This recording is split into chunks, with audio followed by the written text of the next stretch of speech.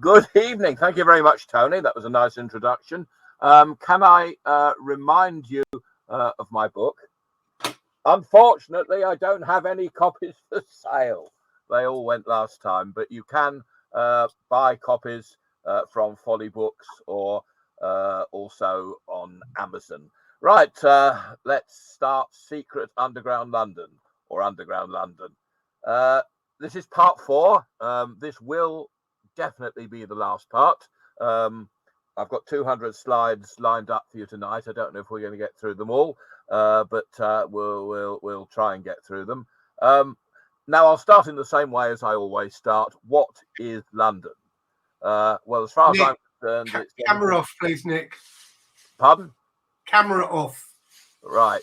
As far as I'm concerned, it's anything within the M25, or if it's just outside the M25, and I think it's interesting, then that will count as well.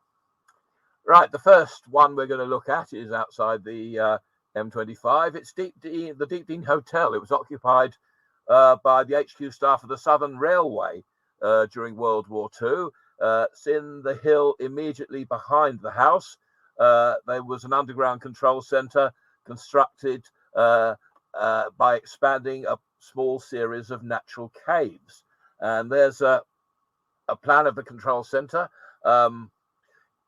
The house was occupied by Kuani Travel, and they didn't really want anyone to enter it because the fire brigade had been in there. It had been opened up by vandals a number of times and was riddled with asbestos. And in fact, they sent me the fire brigade's report explaining exactly what was found in there, and it didn't sound very pleasant. But they did amazingly give me permission to open it up on the condition that I sealed it up immediately afterwards, and we took all the necessary precautions. Before we actually go underground, we'll take a look at a couple of views of the control room as it was during World War II, and we'll be going through some of those rooms once we get underground. There's the night operator's room, and this is the entrance. We had permission to force access into the small emergency exit blockhouse, which is located 50 feet above on the steep wooded hillside. But as you can see, somebody had already smashed away in, smashing the breeze blocks. We actually carried bottles of water. You can see one of them down on the left, and bags of cement. And it was our intention to break a hole through the blockwork and repair it all afterwards.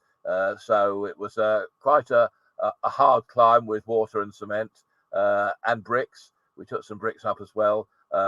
What we ended up doing was just to replace the blocks that had been taken out. So we left it sealed up. Anyway, that was our way in, the top of the emergency exit. And when you get to the bottom of the stairs, the bunker's ventilation plant is located, and that everything that was there was in reasonably good condition, but the place had been pretty thoroughly stripped out, as bunkers tend to be. That's looking towards the emergency exit. The doorway on the left is into the control room, and that's I think that's one of the cross passageways. As I said, no furniture or anything left down there. The only thing you ever tend to find in bunkers like this is plant and BT equipment, and that's the telephone exchange. The MDF, or main distribution frame, is seen on the right. And we actually had a couple of one of the 3 sit-up and beg switchboards there, which were in rather poor condition. As far as I know, still there today. So at least we got something to see. The main entrance to the bunker, there were 3 entrances at the back of the house, and the main entrance is to the left here. Looking south from the battery room towards the emergency exit. The emergency exit is through all the doorways at the end of the long corridor. Then you turn left, and the the steps up to the exit, or the way we actually came in, is located there. Entrance number 3 opens into the battery room. Now, so we finished at DEEPDENE House. Now, London's divided operationally into different areas for the southern region. Orpington was the southeast division. Redhill was the south central division, and Orpington. I put Orpington in twice there. The other one should be Woking. So it's Orpington southeast, Redhill south central, and Woking southwest division. So this is actually the closest bunker to me. So I live in Swanley, and Orpington's only a few miles away. And this is the Orpington bunker. It's we went in there with permission. You go in through the station yard, and this is at the back of the station yard at Orpington. Still there today. And when we got down into the bunker, some of the furniture was still there, not in great condition, but there's the control room and tables and chairs still lying there.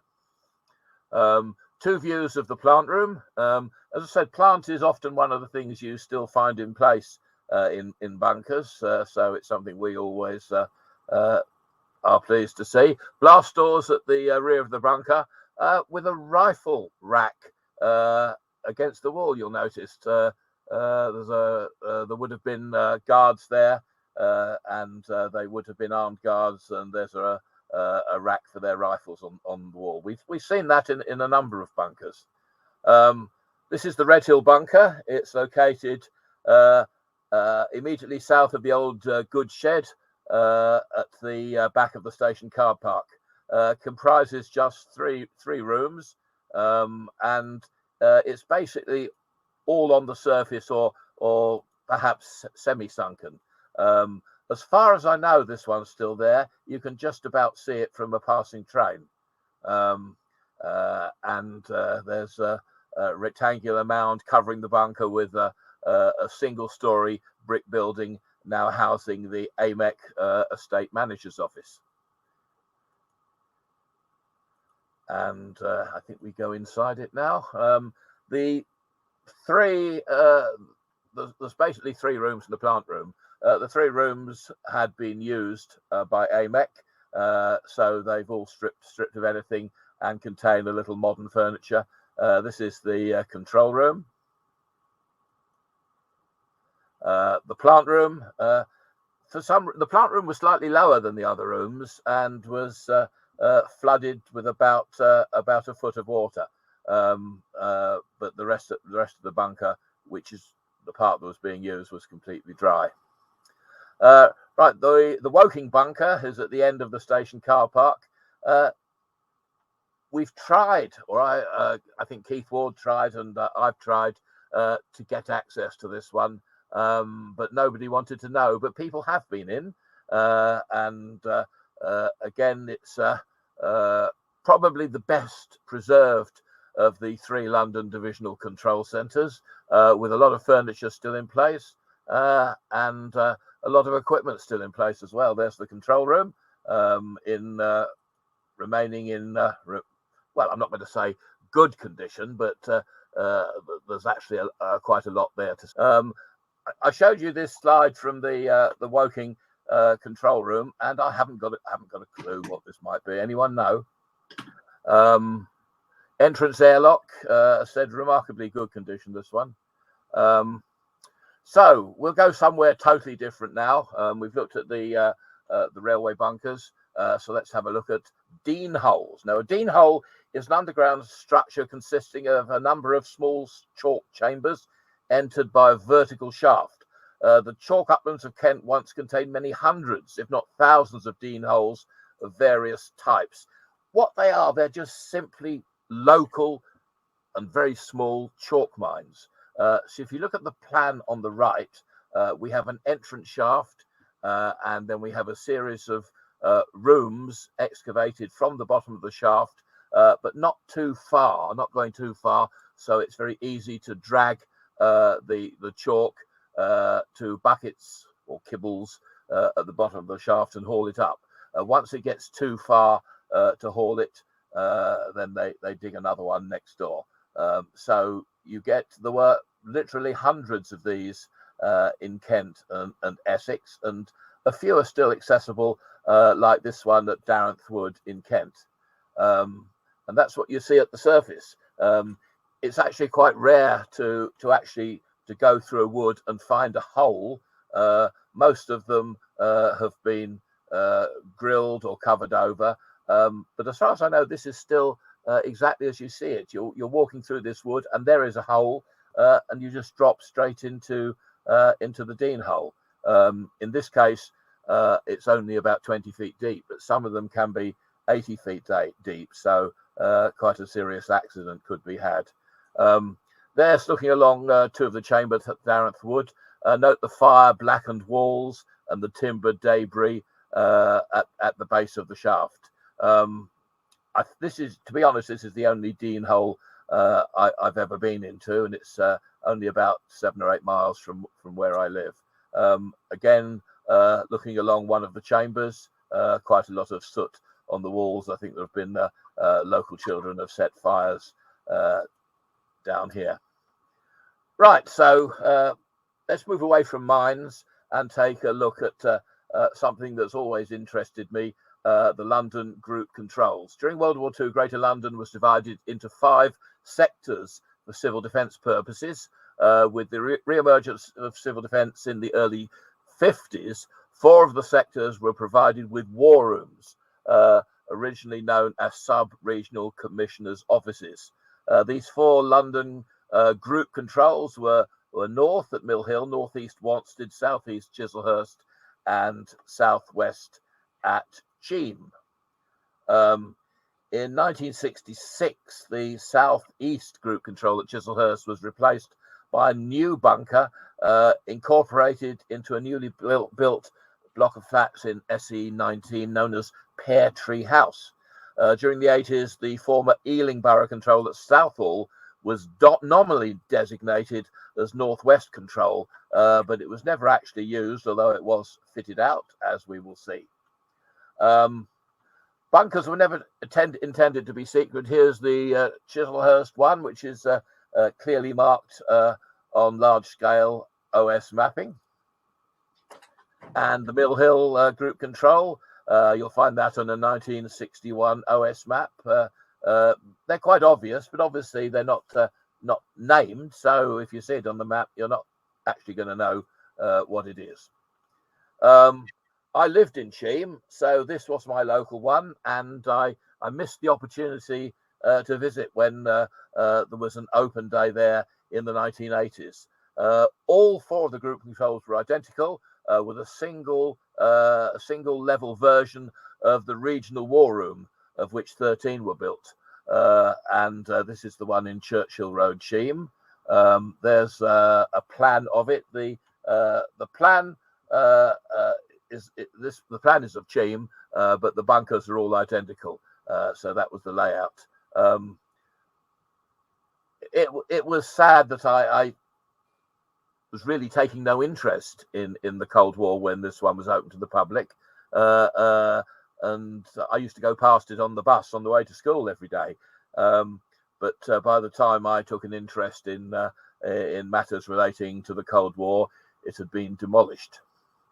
I did get to see this one when I moved to Swanley in the mid-90s. This is the Southeast Group Control in Kemnal Road, Chislehurst.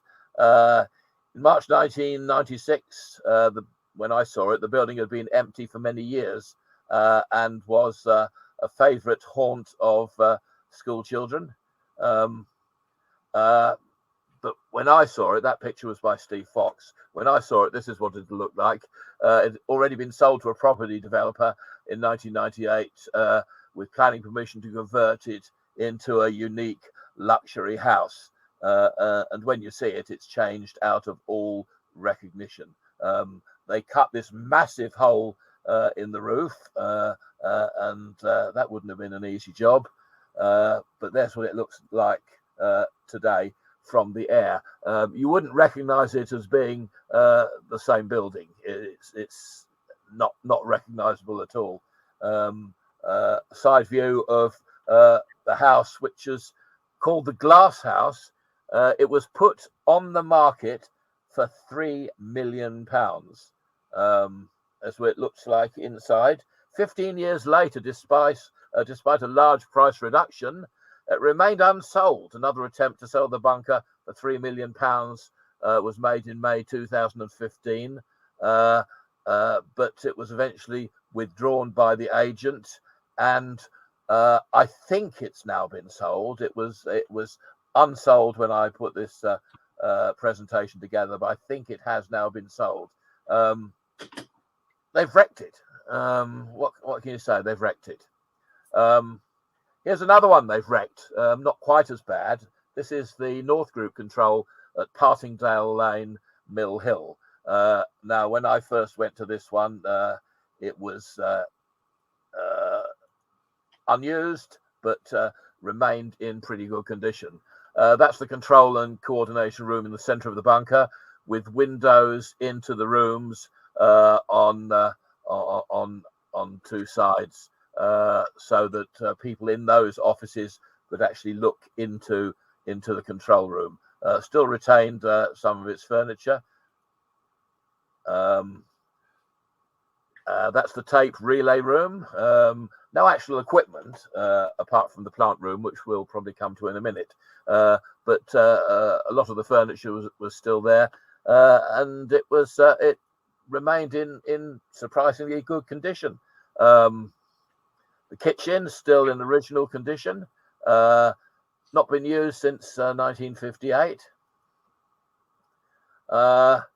It got grade 2 listed by English Heritage in 2002, so we really thought this one was safe, and this was the one that was going to be kept, because Wanstead had gone, Chislehurst was changed out of all recognition, Cheam had gone, but sadly this one had a lousy conversion into a luxury house called Seafield House. In 2009, this one was put up for sale at £4,500,000. So even more than the one that didn't sell at Chislehurst. Externally, it still resembles the bunker, I'll give it that, and that is supposed to be allowed with grade 2 listing. I'm sorry, not good enough, English Heritage. I think this is a big disappointment what they've done. The new owner's not at all friendly. I have called to try and take photograph. He didn't want to know, so I nicked this one off the agent's website who was selling it. Wanstead Group control. Now, this was in by far the best condition of the four, and was the one that really should have been listed. Sadly, it was demolished in 2000, before English Heritage taken an interest in listing these bunkers. Inside the control and coordination room, so that's the same room that we saw at Mill Hill, but here it is basically still as it was being used. When I visited in the late 90s, it was still under care and maintenance. It wasn't actually being used, but it was still maintained. The power was on, and everything was in remarkably good condition. So in my mind, this is definitely the one that should have been preserved. And I don't know if they all had this, but there were no dormitories in the London Group controls, but folding 3-tier bunks were provided in one of the corridors. Bunker personnel would have operated a hotbed system to reduce the number of bunks required. So all the bunks still in place there in the corridor at Wanstead. The kitchen, that would have been the same kitchen, the same appliances as we saw at Mill Hill, but everything still capable of functioning at Wanstead. Then we move on to the Southeast Group control. When Chislehurst was taken out of use, it was replaced by a new Southeast Group Control, which was incorporated into the lower 2 floors of Pear Tree House, which was built in 1966. And we got inside that in the late 90s, and it had been cleared of virtually everything. All the furniture had gone, and you can see the control room is just inside the entrance blast door. We're looking through into the open air, but there were plenty of maps still on the walls, which were removed. John Lawle, who was actually the emergency planning officer for Waltham Forest, arranged to remove all the maps, so they are now preserved, probably in his garage somewhere. And there was evidence of exercises, and situation boards were still surviving on the wall. So this was really the only opportunity of seeing a group control almost in operational condition. That's the Southeast Group Control in the situation board there. Availability and allocation of surviving resources. Air conditioning plant, being a lot more recent than the original 4. The plant is totally different. So this is typical of its time, typical plant of its time. Now, this isn't London, but I'm showing you this simply because this is the only example of the single-story war room that still exists. This is the East Kilbride War Room, just to the south of Glasgow. Now, this one has been scheduled by Historic Scotland, so this one has been preserved. It was scheduled in 2004, thanks to Subret member Ward Westwater, who brought it to the attention of Historic Scotland, and they were basically a lot more interested than English Heritage were at doing anything. So this one has been preserved. As far as I know, nothing's been done with it yet, but at least it is an example of the single-story war room that is still there and can be put to some sort of use. Right, so we'll say goodbye now to the war rooms, and we'll take a look at Page's Walk and Embankment Substation. And now this is a long and steeply inclined interchange subway, which was provided between the Baker Street and Waterloo Railway, that's the Bakerloo line, Embankment Station, and the Metropolitan District Railway, the District Line station at Charing Cross, now Embankment. The subway was said to be haunted, and it was called Page's Walk. It wasn't popular with passengers, and it didn't last very long as an interchange subway, closing on the 2nd of March 1914. The orange arrow in the middle of the map shows where it is. The start of Page's Walk, there were some fairly steep steps up behind a closed door at the end of the southbound Bakerloo line platform. Note the original green and white tiling, which is still in place on the walls. This has been put to other uses by London Underground. So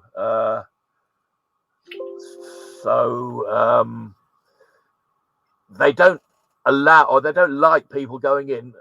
We went in there on an official visit for Subret,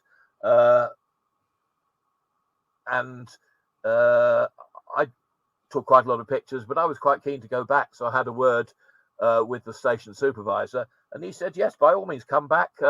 And he invited me back, and I went back there on my own. This rarely happens on disused underground sites. He let me in and just left me to it. He said, just let yourself out when you finished, and just report in at the station supervisor's office and tell him when you're gone. So I had a couple of hours down there on my own, doing whatever I wanted. And as I said, that's something that very rarely happens on the London Underground. This is turning right at the bottom of the stairs, takes you over the southbound Bakerloo line on the bridge. So the grill in the foreground is a bridge over the southbound Bakerloo line. There's a blast door partway along the subway. And it's quite a steeply sloping subway. So as I said, it was quite long and it was quite steep, which are the two reasons why it wasn't very popular with passengers. Communications equipment has now been installed in the subway, so London Underground are finding a use for it now, which is fine. That's a steep stairway partway along it. This is beyond the communications equipment. More steps leading up to the embankment substation, which was excavated at the top end of the subway. A huge chamber excavated by cut and cover below Villiers Street and Embankment Gardens housed the embankment substation, which fed the underground with traction current. It closed in 1957 when it was replaced by a new substation located between Embankment Station and Victoria Embankment Gardens. So it's a massive room. Pages Walk goes across one end of it, and you can get out into Embankment Station. But this was, I think, it's the only disused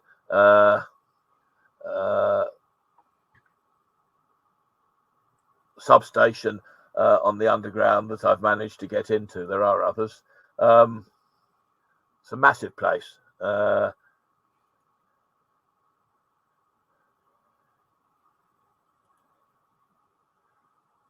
Two rear steps mounted on a frame there. There was a little bit of electrical equipment still in place in here. Broken electrical panel remaining in place. Ladder up to the hoist. This is now the only way out to the district line. And on our visit with Subrit, they were quite happy for all the Subrit members to climb up the ladder, which you go through a doorway near the top of the ladder. The top section was removed when the embankment substation was built. So, but that does lead through onto Embankment Station. The substation was brought back into use in 2015. New transformers are seen arriving at Embankment Gardens, and they were lowered through the roof of the substation over the weekend of 15th, 16th February 2015. So those large empty chambers are now full of electrical equipment again, and this is going to be something that they wouldn't let me visit. I did try again. Unfortunately, the station supervisor at Charing Cross had moved on by then. Right, so we're going to take a look at Brompton Cemetery Catacombs. I have looked at Cemetery Catacombs before, but I'm including these pictures because it's an interesting double coffin, and I didn't see this on the first visit. I saw it on the second visit. It's a double coffin, him, her, and the butler. No, I've not seen that anywhere else, but apparently it was quite common practice. We decided to look inside. In fact, Bob Clary decided to look inside, and what it was I'll go back to it. The coffin contained the skeletons of Sir and Madam, but the box just contained a few examples of bones from the butler, so he didn't get all of his body interred in the catacombs. He just had a box full of bones, and that was decided to be sufficient. Right, we move on now to Highgate Cemetery. It opened in 1839 on either side of Swains Lane. In 1855, a tunnel was built under the road to take coffins from the mortuary chapels on the west side to the cemetery on the east side. This allowed the deceased to cross the road without leaving consecrated ground. The lane, having no borders, could not be consecrated. So that's restoration work underway on the tunnel approach in the East Cemetery in the 1980s. Unfortunately, there is no evidence on the west side anymore, but the east side has been retained and is now, well, that's what it looks like now. Surviving part of the tunnel is now used by the cemetery staff as a storage room. So at least it's still there, sort of. And there's the curving approach cutting is clearly seen in this aerial view of the mortuary chapels. So you can go and see that. Right, where shall we go now? Something completely different. I'm trying to make this a miscellany of different types of underground sites. This is the hydraulic ram pump at Gatton Park. Hydraulic ram pumps are often found adjacent to ponds and are used to raise water to a higher elevation. They require no outside source of power other than the kinetic energy of flowing water. So this one's in Gatton Park, which is between Reigate and Merstham. And the entrance to the underground chamber, I'd never been in one of these before. I spotted it regularly spotted it on old Ordnance Survey maps, so decided to go along to one of them and just see what a hydraulic ram chamber was all about, and found the entrance to it, and went down the entrance stairs. You can see the walls are pushing in quite badly, but managed to get in it. Not for fat people, so I think I might struggle today. But I managed to squeeze in then, and the ram pump was still in place and appeared to be in good condition. Right, where should we go now? The River Wandle is one of the most industrialized rivers in the world, with 90, it's unbelievable, 90 watermills in its 9-mile length. Today, some of the mill buildings are still standing, with water wheels surviving at the Liberty Print Works in Merton, the Snuff Mills in Mordenhall Park, 2 at Ravensbury Mill at Mitcham, 1 at Grove Park, Carshalton. Those are the wheels that everyone knows about because they're in a number of books. But there is another, a 6th wheel, that is ignored and forgotten because it's underground and out of sight. It's in Carshalton House, which is now St Philomena's School, and pumps water to the house and the fountains in the garden. So that was our destination on this day. Unfortunately, my pictures were slightly out of focus, but the 14-foot wheel powered 3 pumps was still, I'm sure it's still there today, but it's the one on the Wandle that always gets forgotten. Right, ice houses. Ice houses were used to store ice throughout the year before the invention of the refrigerator. Many were underground and chambers close to natural sources of winter ice, such as freshwater lakes. You may have read Sylvia Beeman's article on ice houses in Subterranea a few issues ago, and some of you might even have a copy of her book. I have it here. It's a big bugger. It's a thick one. So she is the expert on ice houses, and so we'll take a look at a couple of ice houses. We're going back to Reigate again. This is Reigate College. Many ice houses were located, can be located on old maps, often in the grounds of large houses, so they're quite easy to find. And the one at Reigate Lodge there is clearly indicated as ice house on the map.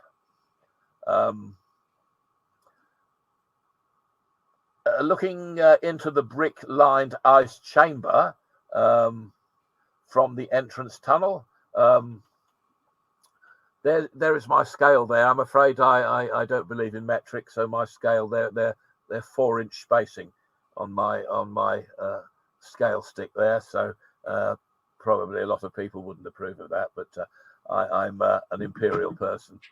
That is the ice chamber's been filled probably during the conversion of the nearby sand mine into an air raid shelter for Reigate College during World War II. But the construction of the ice chamber is clearly seen there, with its brick domed roof in fine condition. As far as I know, still there, but the Reigate College, which is a school, doesn't welcome visitors. I think they've had a number of people trying to break into the mines on their property, the sand mines on their property, so they wouldn't welcome any visitors. That's the Reigate Lodge Ice House again. It has a short entrance tunnel. Many of the ice houses have much longer tunnels than this. This one's only about 10 or 12 feet, remaining in good condition. So we'll take a look at another one. This is Hatchford Park Ice House at Ockham, which again is just outside the M25 near Cobham. This one was in particularly good condition. That's the entrance to it amongst the roots of trees. And I don't think anyone knew about this one, so no vandals have been in there. So I was able to clamber down into the ice chamber, which remained in excellent condition. You can see the entrance tunnel about 5 foot above there, and again the nice brick domed roof in excellent condition. I didn't have shown you that book because I've actually put it on one of the slides. Ice Houses of Britain, Sylvia Beeman, our founder. She's the lady who founded Subrit. Published in 1990, 553 pages, including a 360-page gazetteer. You're not going to get one cheaply. They do come up for sale occasionally. I've found them on Amazon and eBay, and you're probably talking 3 figures. But worth watching out. Now, one of my favourite sites. I first went into the Crystal Palace subway in the, when would it be? Probably the mid-70s. I might have even gone in there in the 60s, when it was easily accessible, and was an amazing place to see. This is a recent picture of it. To actually take this picture, we had to be there at night.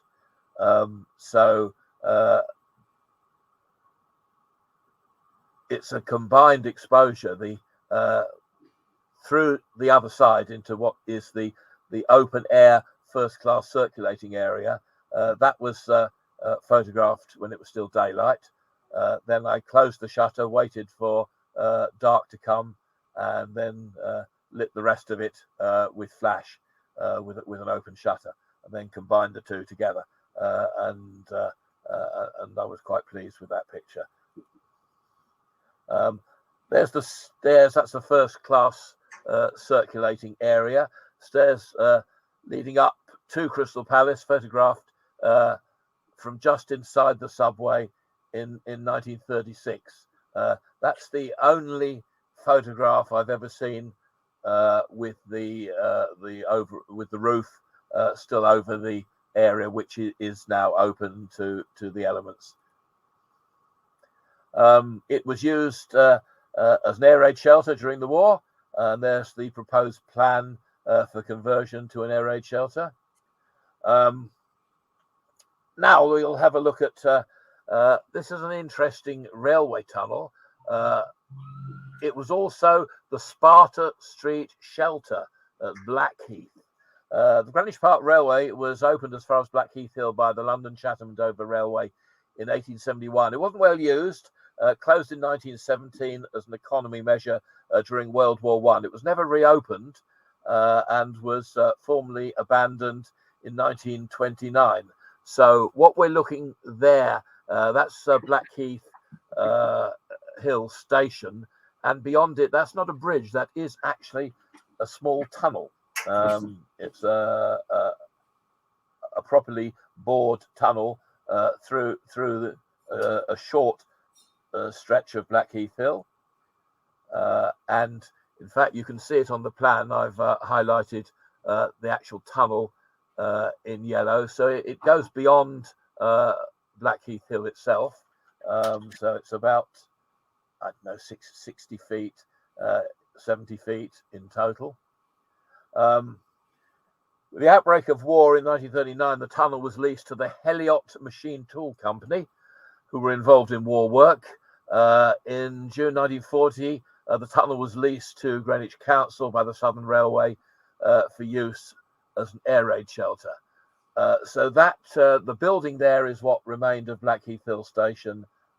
This is probably in the 1970s, and the van there is just sitting on the entrance to the tunnel.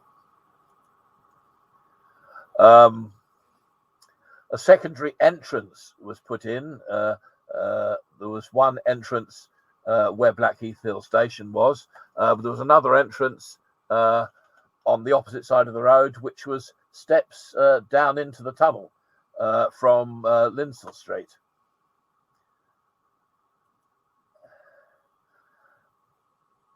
When I visited the site in 1987, the surface building had been demolished. The site was being developed for the construction of Robinscroft Mews, and for the first time in many years, the tunnel mouth was actually opened up. You can see the false floor that was put in when it was used as a factory, which actually uses up much of the tunnel. And if you look down to the right of the tunnel entrance, you can actually see a small section of Blackheath Hill Station platform that was exposed in 1987. It was a building site. I went there and had words with the foreman there. He said, "Yeah, we're going to lunch, just help yourself." I really can't imagine that happening at many building sites these days. Too many health and safety considerations. But they just let me help myself while they all went to the cafe. This is the new World War II entrance to the shelter, the end of the service road off Linsell Street. When I went there about 15 years ago, the door was wide open. So I must admit I went into this one without getting permission from anyone, but the door was open. So I thought it was fair game.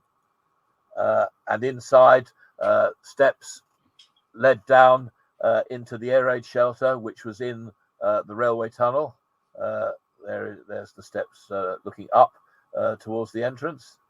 There was a short passageway at the bottom of the stairs, which then led into the tunnel. And there it is, a very typical railway tunnel, but with a false floor. So the little safety alcoves on the right, you can see that's only about half its normal height. So it actually made quite a roomy air raid shelter, the Sparta Street shelter.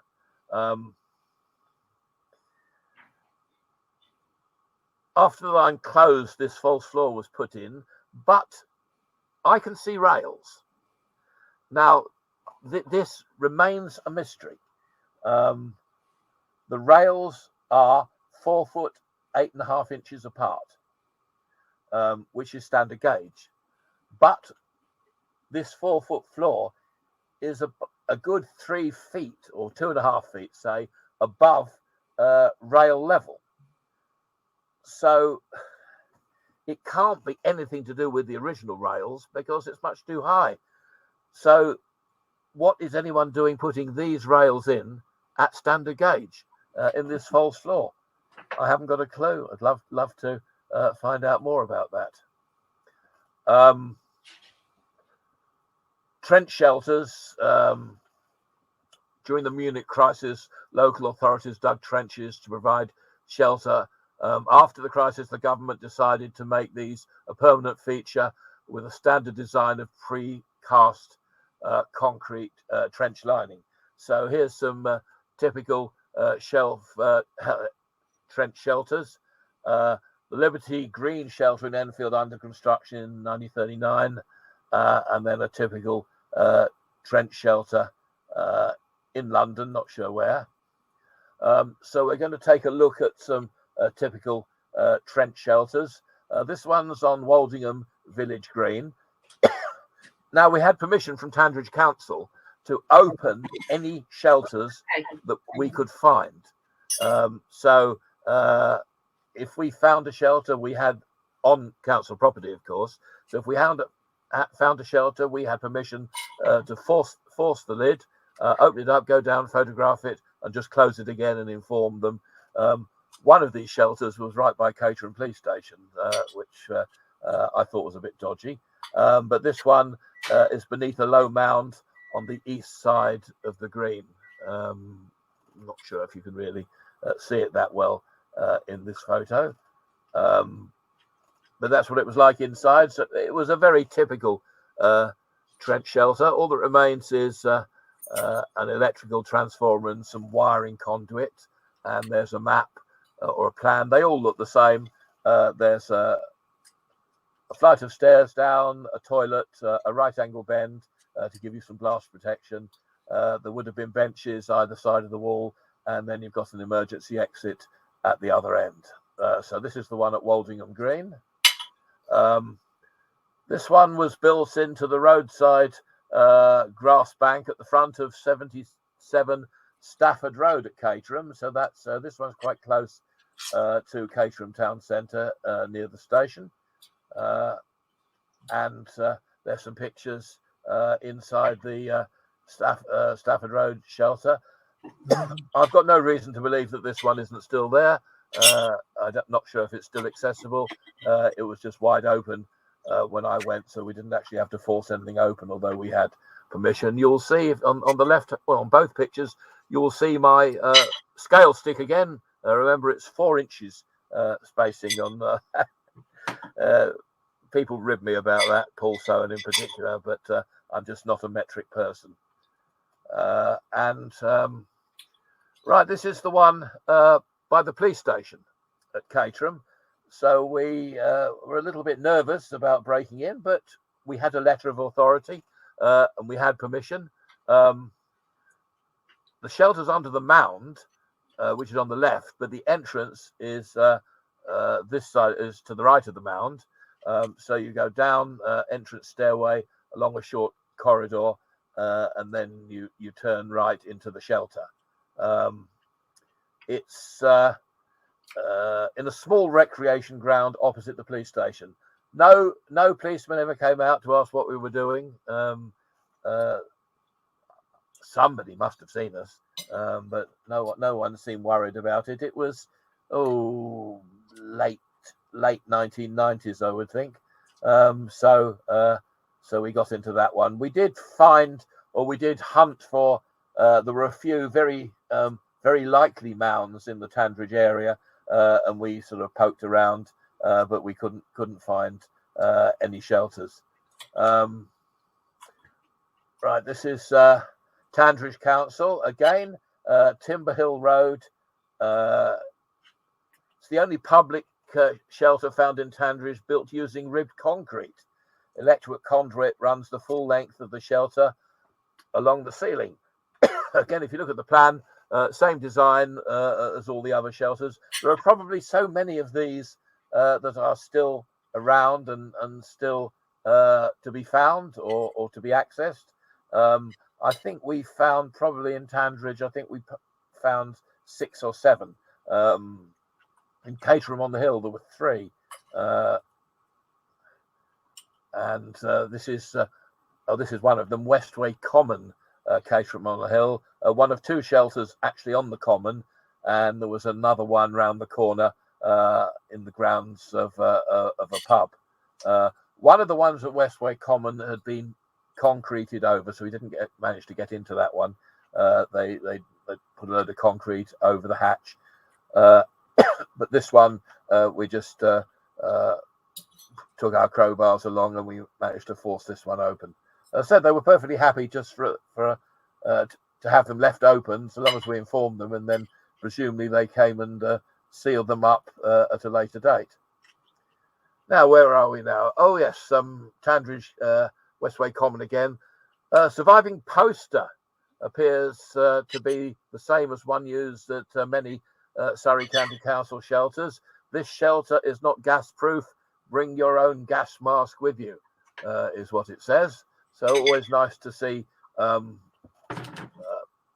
posters or paper surviving in these shelters. When you think of how long they've been there, it's probably not surprising that most of them have disintegrated. This is the Town End Recreation Ground, CATERSUM-on-the-HILL. A very obvious mound there, and again very similar. The plan is the same. Underground, you're looking at something that they all look much the same. Where's this one? This is we're moving away from Tandridge now. I think this one's now been demolished.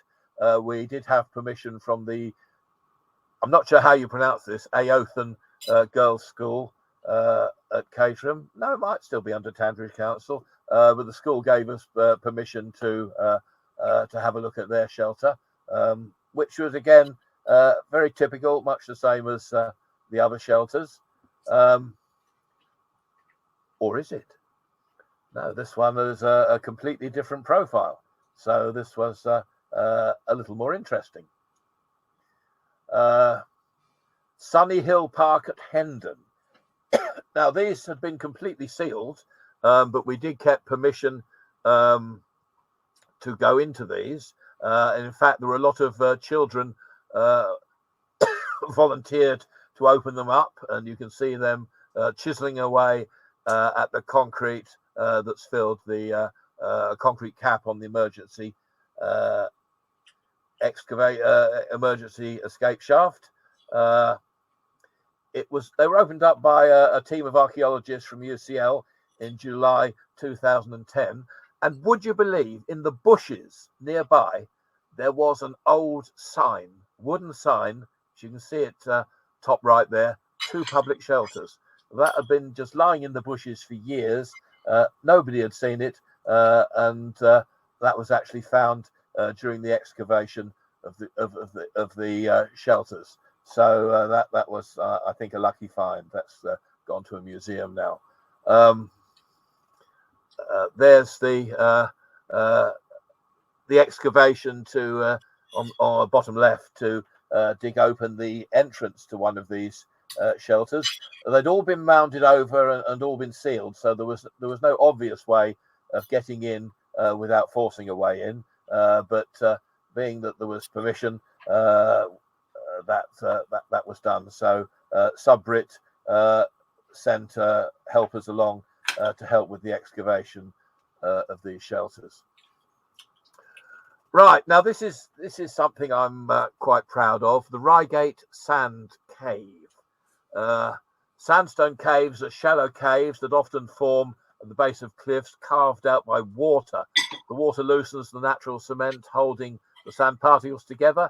Then the moving water carries away grains of sand. Here, the cliff is a quarry face, a Folkestone sand quarry face overlooking a deep open cast working for Fuller's Earth.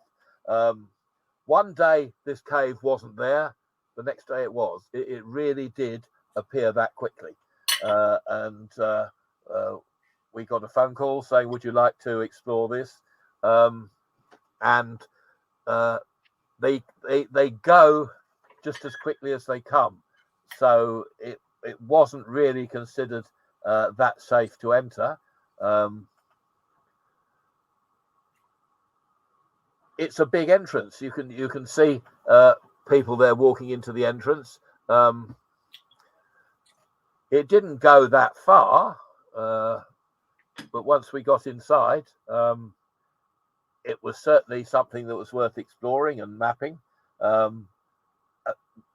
Going much further than you can see in the picture, it got too tight, so we didn't actually just go back to it.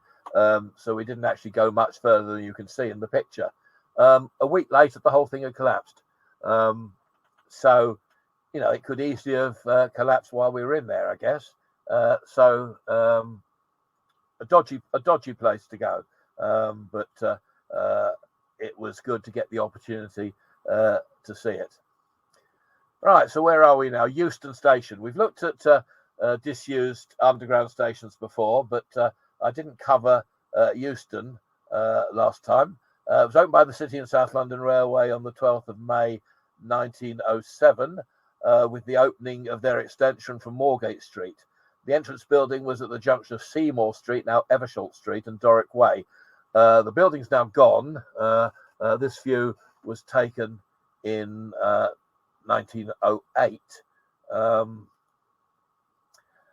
And on the 22nd of June 1907, the Charing Cross Euston Hampstead Railway opened between Charing Cross and Golders Green. This line too had a station at Euston, with its entrance at the junction of Drummond Street and Melton Street, to the west of the main line station.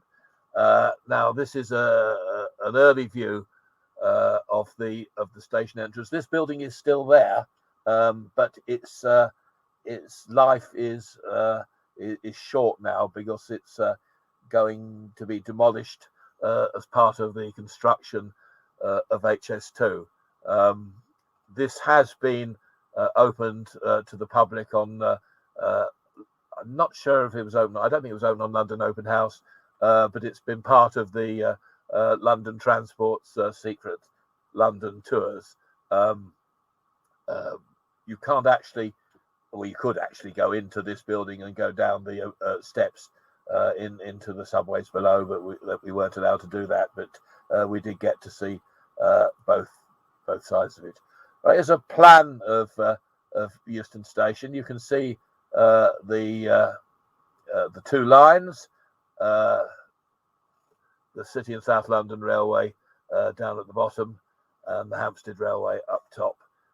So we'll actually go underground now and see what there is to see. Though the companies continue to maintain their separate entrances and lifts, it soon became clear that maintaining three entrances so close to each other was unnecessary. The station buildings, the two that we've seen, were closed, leaving the main or the only entrance within the mainline station at Euston. And that's it. Euston Station was substantially rebuilt to accommodate the Victoria line. The single island platform on the Northern City Line branch was suffering from dangerous congestion, so a new City branch northbound platform was built some way to the south end, and the old northbound track was removed to provide a wider southbound platform. So there you can see the conversion work that was done, the new layout. But let's go underground and take a look at what we can see down there. Right, let's look at the original Seymour Street entrance first. The lower lift landing, a flight of steps led to the island platform. The steps have now gone, but a narrow stairway from platform 6 still gives access. I don't think this actual part of Euston Station was included in the secret London tours. The bricked up lift openings on the Sofa Street, Seymour Street lower lift landing, which still remain in place. The bottom of the emergency stairs up to Seymour Street, the shaft has been capped at the top and the entrance building demolished. The building, it was demolished in 1934 and it's now occupied by Euston House. But down below, there's still plenty to be seen. The subway from the Seymour Street lower lift landings last saw passengers in 1914. And there are still posters on the walls dating from that period. And the grille at the end is looking down onto the current platform 6. So that's just above the platform. This is my picture of the Drummond Street entrance, which also closed the 1st of October 1914. As I said, this is still there today, but is due for demolition as part of HS2. The Drummond Street lift shaft, still used for ventilation and emergency egress. Although the building is going to be demolished, the lift shaft will be retained for ventilation and emergency egress. It's just the top part of the building on Drummond Street that's going to go. Drummond Street lower lift landing for the Charing Cross line platforms taken out of use 1st of October 1914, but a very typical lower lift landing, all still in place. The other side of the Drummond Street lower lift landing, this is also the start of a staff walkway linking the Charing Cross line platforms with the City line. Again, this wasn't included in the Secret London tour. Subway to the Drummond Street lower lift landing. And that's the combined lower lift landing. These lifts replaced the Seymour Street and Drummond Street lifts, and were closed in 1962 during the construction of the Victoria line. So this part of dereliction at Euston is a lot more recent. The subway leading from the combined lifts to platform 6, a convenient place to store equipment now.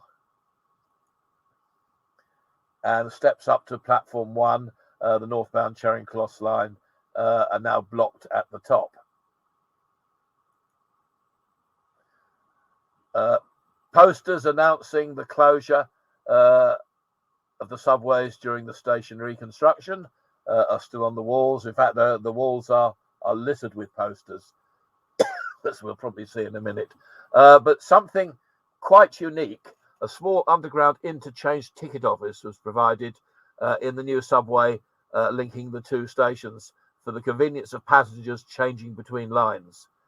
In the early days, railway companies only sold tickets to stations on their own lines, so the ability to buy through tickets to other companies' lines were a new concept. And this underground ticket office, derelict ticket office, is still there. And there's a view of the ticket window. Right, this is looking up the stairs to the Drummond Street lower lift landing from the staff walkway between the Charing Cross and City line platforms. Again, this wasn't included in the Secret London tour. There's a lot they didn't show. There's a lot they did show. I'm not sure what they were charging, but sort of 70 or 80 pounds was probably still good value for money. But there's an awful lot that you didn't get to see. And I think you probably didn't get to see this. This is the former northbound running tunnel at Euston, because the only way to get to this is by going down that flight of stairs we saw in the previous picture. And they certainly wouldn't have shown you this. Signalling equipment, new signalling equipment for the Northern Line located in the old City Line northbound line. So some rooms were built within the old running tunnel, and these now house signalling equipment for the Northern Line. We were allowed in there. This was an official trip. I don't know if Andy Butler he's probably, I don't think he's a sub-RIP member, so he's probably not listening to this, but Andy Butler was our contact at Euston Station, and he arranged a number of our trips. He arranged several trips to Euston, and he also arranged a couple of trips to North End at Hampstead as well. So a very useful guy. Now, this is quite an unusual view. The remains of the section of the northbound face of the island platform. The platform was extended across the northbound track to form a wide southbound platform for the Northern Line City branch. The steps lead up to a signal cabin which closed in 1958, and the cabin is now an interlocking machine room. So part of the original island platform, this is the end of the original island platform, and a little bit of the track bed still in place. I doubt very much if this would have been in the on the Secret London tours either. Looking the other way, the line to the right leads to the Euston Loop, from where there is access onto the King's Cross Loop, which is used to transfer trains from the Northern Line onto the Piccadilly line. To its right is a disused siding. You can just make it out if you look through the tunnel on the right. You can see another tunnel mouth. It was a 7-car siding used until 1967 to reverse terminating Euston trains, but is now devoid of track, although there is still a buffer stop at the end of it. Sadly, we weren't allowed to walk along the live track to look at that. I did try and arrange an after-hours trip, but was never able to do that. And then Andy Butler got moved to South Kensington, which was unfortunate. Now, where are we now? We're at Euston Station. Top left, you can see a closer view of that tunnel. Disused, devoid of track in this picture. Right, let's have a look at some emergency centres. So we move from the underground to local government. This is Bexley's emergency centre. This has been demolished. This purpose-built bunker was constructed around 1953 in the Broadway Bexley Heath. When built, it stood alone, but the Bexley civic offices were later built on top of it, with access from an enclosed open square in the centre. When we went into that, I can't remember the date, the early 2000s, it was still in full working order and in use. There's the SX50 emergency communications cabinet still there. But as Bexley was also standby to the South East London group control at Pear Tree House, it had a larger SX2000. So that's what we're seeing there, the larger SX2000 cabinet. There's the emergency exit, located in the corner of the room, and there's a small sick bay there as well. You can see the small sick bay just by the emergency exit door. So the bunker was still in use to a certain extent. They had radio communication down there, and they did a little training down there, but the Cold War had ended long ago, so it never saw any use in anger. Richmond Emergency Centre. This one, the building is still there. It was a council building when I visited, but it's now been converted into luxury flats. So it was the basement of this council building. And that's the control room, still fully equipped in, again, early 2000s. Just go back to it. They had a lot of items there. There were thermos flasks, there were dose meters, boxes of all sorts of things, and they let us take whatever we want. And the emergency planning officer got into trouble. I was going to use a rude word there, but I won't. He got into trouble when it was found out that he'd given it all away. But we didn't take a vast amount, but I've got some nice brand new flasks and things like that. Now, this one's at Dagenham, the Dagenham Borough Control, built in 1953 at the rear of the Civic Centre. A lot of emergency control centres look like this. A small entrance blockhouse above the ground with a flight of stairs down into the bunker, which is below ground. This one is, as far as I know, is still there. There's the control room. You think it might be retaining its original furniture, but I think this furniture was brought in when it was a film set. This was actually portrayed a German bunker in a film. So equipment appropriate for a German bunker was brought in and is still to be found in the bunker. Air conditioning and ventilation plant remaining in good condition.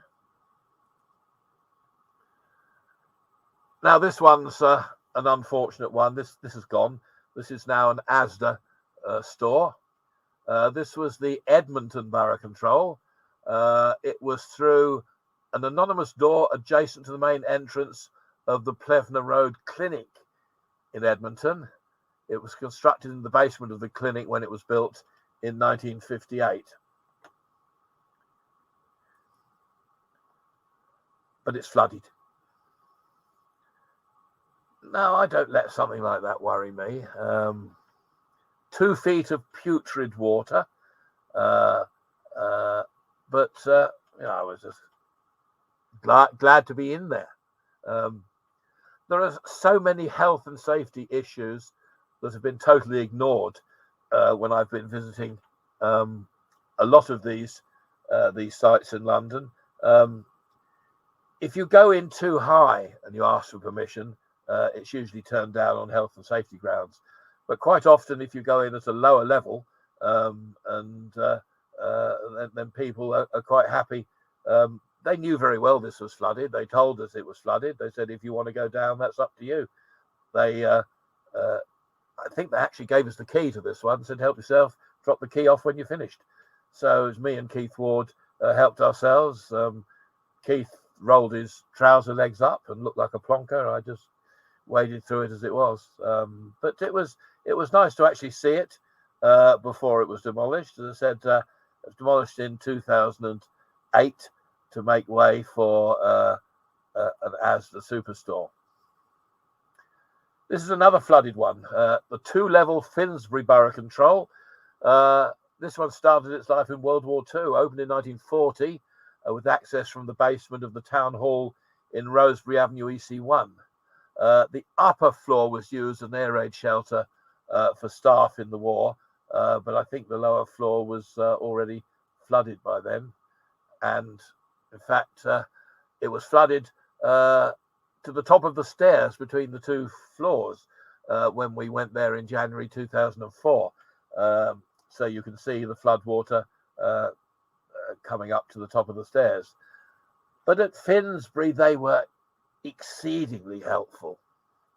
And having visited the upper floor, he said, well, if you like, we'll pump it out for you and you can come back for another look. People can be very nice. They don't tend to be quite so nice these days. But he pumped it out. A lot of water came out. So March 2004, we went back. Note the emergency escape ladder on the left, partway down the stairs, which goes up into a manhole cover in Garnault's Place above. So he pumped it totally dry. Well, almost totally dry. So this had previously been flooded right up to the ceiling. So this is the lower floor. It was the messenger's room. Note gas, a very rusty gas type door, still in place on the southern stairway. Ventilation plant room, again, we're on the lower floor, so all of this had been submerged, and we got into that. This one is a very sorry one. The post-war Camden Borough Control was located under a small public park on the northwest side of the junction of Highgate Road and Gordon House Road, in Northwest 5. It was built about 1953 and was part of the Northwest Group reporting to Partingdale Lane at Mill Hill. It was taken out of use when the Civil Defence Corps was disbanded in 1968. Now, again, Camden Council were very helpful. This was welded shut, this door, and the council came along and ground all the welds off so that we could get in, and it really was in a shocking condition down below. That's the main spine corridor. As I was walking along it, I leant against the wall on the right, and the whole wall collapsed. Luckily, the council people didn't come down with us. They just left us to it. So, a very sorry state, but at least we got in to record it. That's the control room and the emergency escape shaft. At a lot of these bunkers, the emergency escape shaft is high level in a room with a small ladder.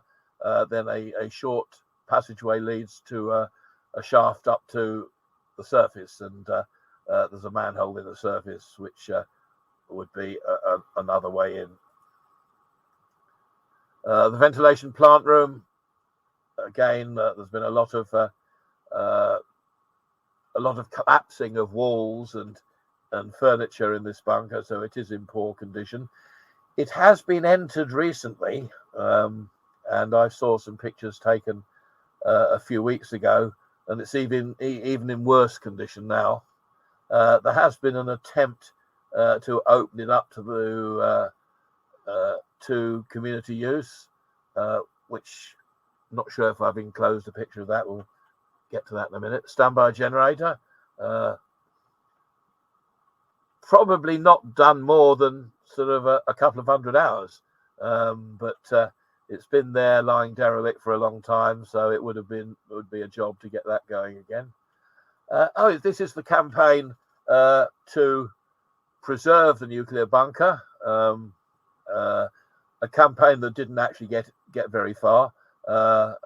This was something about it in the Broadway Ham and High, which is a local newspaper. This was in 2014, so there was quite a local councillor got involved, and there was a lot of interest in reopening the bunker, but sadly it came to nothing. So still there today, welded up again, so no one's going to get in.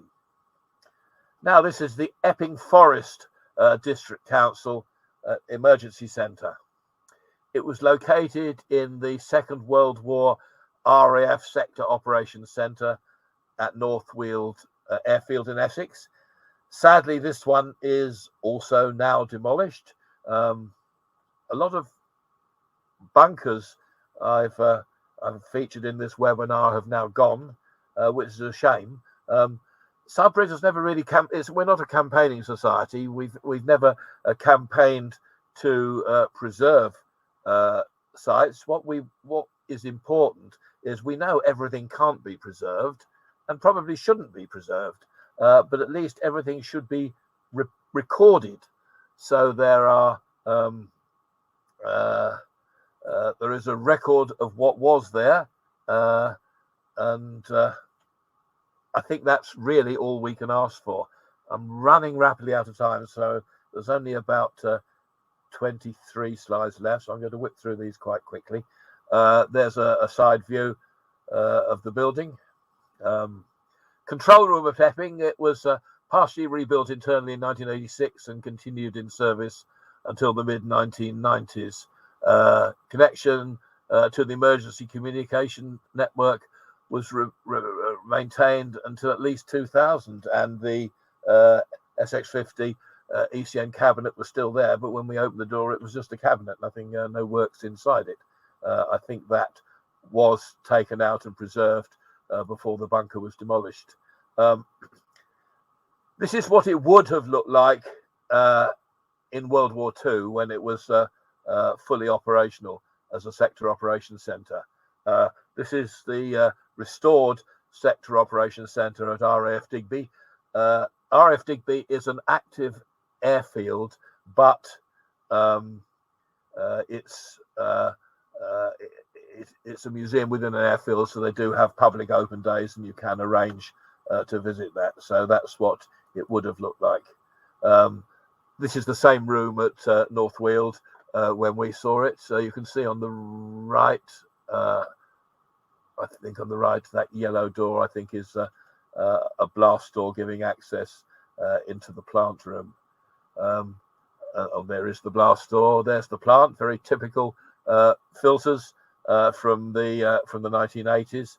We see a lot of those around. Hackney Borough Controls started life in 1939 as the borough's ARP centre at the rear of Hackney Town Hall, and we're looking at the same sort of entrance blockhouse yet again. Sutcliffe Speakman activated charcoal air filters in the ventilation plant room at Hackney. And notice the bicycle units visible in the photograph, which would have been used to drive the ventilation plant manually in the event of a power failure. And the same idea was used in modern bunkers. This isn't Hackney. This is in Inverness, at Raigmore, in the control centre there. They used exactly the same idea, bicycles without wheels to power the ventilation plant. Control room at Hackney, showing the emergency exit. Ealing Borough Control. Now this can be in this section, or it could have been in the section on the London controls. But this was built in what was going to be the basement of the town hall, but they only ever built the basement. They never built the town hall. So the three safe doors that you can see on the left aren't blast doors. They're doors into the council safes, which were in the basement of the town hall. But because the town hall was never built, they were never used for that purpose. That's the control room in an appalling condition. There was hydrogen sulfide in there, which we smelt, so we didn't hang about. Hydrogen sulfide you get from rotting timber underwater. That's the rusting teleprinters in the tape relay room. So a lot of equipment still remains in this one. That's the equipment rack in the tape relay room. Lots of signage still visible on the walls. When we went back the second time, because we'd reported hydrogen sulfide the first time, they made sure we were fully equipped. So Bob Clary is demonstrating the gear that we had to put on. But at least the council still allowed us in there, and I think that was about 2010. Southwark Borough Control is located beneath the health centre, opposite Southwark Town Hall. The town hall was the building was demolished. The bunker was retained below ground. Unbelievably, when I climbed down there, the power was still on. The lights were still on.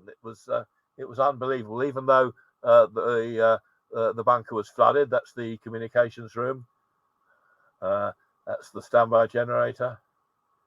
But as you can see, the lights are still on. I switched on the ventilation plant and everything fused. It was just cut out, so we turned it off again and we got the lights on again. I'm going to finish with this one. REDHILL Town Hall, or Redbridge Town Hall. We got an email. Would you come and we found something? We think it might be something from World War II. So we had to fill in a risk assessment and a method statement. But when we got there, this she can't have been more than 16. Health and safety officer said, you're not going down there. And they'd already accepted my risk assessment and method statement, but she wasn't going to be budged. I'd already got the ladder down by this time. So I said, well, do you mind if I just go to the bottom of the ladder and get one picture? And eventually she said yes. That's the last she saw of me. Stupid woman. So we come to the end of part 4, almost exactly on time. I do hope you've enjoyed my look into secret underground London. It's not that secret, really. Everything is quite well known, but I would recommend that you buy one of my books, which you can get from Folly Books or from Amazon. This is the last part, so you've had 6 hours of me talking about this, so I must have bored everyone silly, but I hope you've enjoyed it. Are there any questions? Jeffrey, thanks for thanking me. Nigel Todd, who have we got? Hilary Shaw, hope they replace the map at Barking for the German film set. Probably not. Nick, click on the Q&A. Click on the Q&A. Oh yes. Robert Wood, did they perhaps use the old rails and sleepers as reinforcement? As far as I know, the rails are gone. That they might not have gone. They may well have, but why would they have put them back at 4 foot 8.5? They wouldn't have put the sleepers back, I don't think. Carrie Austin, do you have any information on the bunker behind New Eltham Station, southeast London? I do. It's one I didn't include. It was fully equipped when I went there. There was a lot of nice stuff in there, so I've got lots of nice pictures. It's just one that didn't make the talk, I'm afraid. But it's one that is very much. I noticed the council repainted it a few years ago. Ian Bruce, Kemnall Road looks a lot different now. I still work on it. I said I haven't been there for a while. Where's AMEC, please? That's Redhill Station. Could be Robin Cherry, could be a 3-phase step-down transformer. Oh, that was that funny circular thing at Woking. Yeah, I'd love to know what that was. I really don't know. I do have to close it now, I'm afraid. We're 2 minutes over time. Okay, Nick. Well, I do have another appointment. Okay. On behalf of Subterranean Britannica, I'd like to thank you for this really frantic trip around London. I'd like to draw a map of where we've been to today. It'd be rather interesting. Anyway, thank you. I'd like to wish everybody at Subterranea a happy and healthy New Year and Christmas. Nick, thank you very much indeed. My pleasure. I hope everyone's enjoyed it. Thank you, Nick. Have a good weekend, everybody. Thank you.